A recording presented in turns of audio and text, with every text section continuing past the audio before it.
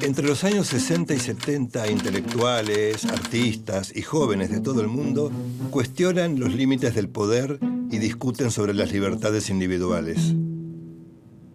En este clima de cambio cultural, un pensador revoluciona los estudios sobre la sociedad. Obsesionado por los modelos de disciplinamiento, instala una nueva terminología para describir escenarios conocidos. Analiza el funcionamiento de los manicomios, las cárceles, los hospitales y los asilos de ancianos. Estructuras que lo llevan a redefinir los sistemas de poder instaurados y aceptados socialmente. Es así como en medio de la hoguera revolucionaria de los años 60 y 70, el filósofo francés Michel Foucault se convierte en el pensador más célebre del mundo. Modelo del intelectual versátil y polifacético, sus ideas inesperadas incomodan a la derecha y a la izquierda. A partir de Foucault es imposible mirar el mundo de la misma manera.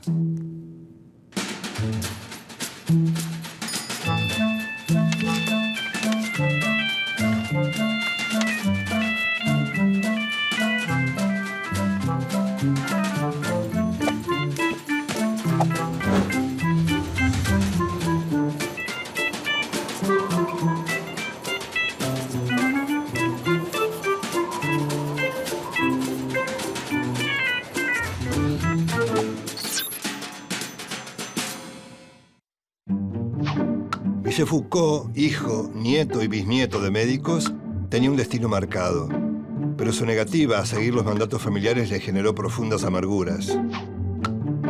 A una edad muy temprana descubrió su homosexualidad y también su profunda empatía por los seres que se mueven en los márgenes de la sociedad. Digno exponente de la modernidad, su objetivo fue iluminar las zonas de sombra de la sociedad y al mismo tiempo celebrar con alegría lo que llamó la fiesta del pensamiento. Sus estudios del sistema de poder parten del análisis de las cárceles. Foucault toma ese modelo de disciplinamiento social y lo amplía de manera inquietante a todo el espectro de los estudios sociales. Entre sus múltiples intereses, Foucault pone énfasis en la relación entre el poder y el saber. A partir del tópico saber es poder, se pregunta ¿cómo actúa el saber para articular el poder? Un grupo de poder establece qué es la verdad, pero no existe una verdad absoluta. Entonces, ¿qué significa saber?, se pregunta. El saber es lo que un grupo de gente comparte y que decide qué es la verdad. La verdad define lo correcto y lo incorrecto, la bondad y la maldad, lo normal y lo patológico. A través de esta verdad, el poder disciplinario controla la voluntad y el pensamiento en un proceso que él llama de normalización. Normalizar implica numerar y controlar a los individuos para que cumplan su rol dentro del cuerpo social.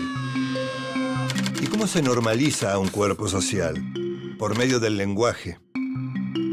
Estas reflexiones están incluidas en Arqueología del Saber, donde afirma que aunque nos parezcan naturales o evidentes, los saberes o discursos son fruto de determinadas condiciones.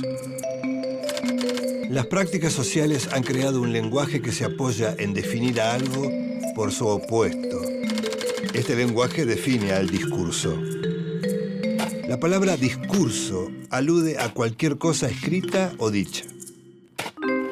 Pero Foucault le da además un sentido específico. Discursos son los escritos pertenecientes a un área de saber técnico y provisto de un saber específico. Estos temas los amplió en otro de sus grandes aportes teóricos, las palabras y las cosas. El discurso sobre la locura producido por psiquiatras, psicólogos, trabajadores sociales y otros expertos define la locura como anormal. La locura es anormal, por lo tanto, define la normalidad. Que los anormales sean excluidos no significa que no sean importantes. La gente normal se ocupa de estudiar la anormalidad de manera incesante y obsesiva. A través de la anormalidad, por lo tanto, se establecen las relaciones de poder en una sociedad. La persona normal tiene poder sobre la anormal. El psicólogo define al loco, los médicos a los pacientes y los abogados son la contracara de los delincuentes. Estas reflexiones nacen en Suecia, donde vive una suerte de exilio voluntario a principios de los años 50. Allí escribe Historia de la locura en la época clásica. La locura implica la exclusión de cierta gente a través del confinamiento y el encierro. En lo que llama el Gran Confinamiento, describe que en el siglo XVIII, 1 de cada 100 parisinos fue encerrado. Locos, criminales y hasta epilépticos fueron confinados. En Vigilar y Castigar, Foucault describe los pormenores del suplicio y descuartizamiento de un condenado en 1757 en París. Ese espectáculo horroroso cambia en la modernidad democrática por una solución más civilizada, la cárcel. Foucault cree que las prisiones fascinan porque ciudadanos irreprochables pueden ejercer o permitir el encierro, el castigo y el hacinamiento, lo que él llama el mal sin límites. La sociedad no solo tolera, sino que exige que al delincuente se lo haga sufrir. El formato de las cárceles se expande luego a los asilos y los hospitales y finalmente a la institución escolar. En Microfísica del Poder, Foucault afirma que el capitalismo se perpetúa gracias al ejercicio de poderes que se hallan presentes por todo el cuerpo social. Los llama micropoderes. El poder no pasa por el enfrentamiento entre dominantes y dominados, como decía Marx. Según Foucault, el poder está presente en cada parte del entramado social. El Estado y los grupos sociales hacen uso del poder. Pero el poder se ejerce de manera sutil en instituciones, espacios productivos, organizaciones políticas, vínculos familiares y lazos íntimos. Esta reflexión condujo a Foucault al concepto de sociedad disciplinaria. Solo las mentes y los cuerpos disciplinados pueden garantizar la productividad, aceptación de las normas y el pensamiento metódico requeridos por el capitalismo occidental. Pero este modelo de las sociedades de control fue cambiando. Con la llegada de la posmodernidad, el control está depositado en la seducción, el hedonismo, el consumo e incluso las biotecnologías. Para definir ese ambiguo sistema de relaciones entre el poder y la vida cotidiana, se creó el término biopolítica. Foucault plantea que la ideología requiere del control del cuerpo del individuo.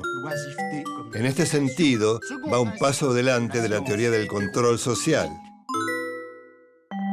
Para la sociedad capitalista, lo que importa ante todo es lo biopolítico.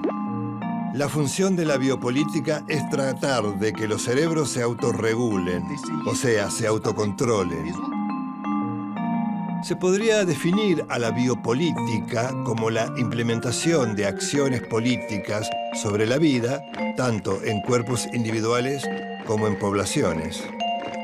El Estado y las teorías económicas se ocuparon en potenciar las capacidades biológicas e intelectuales de los individuos.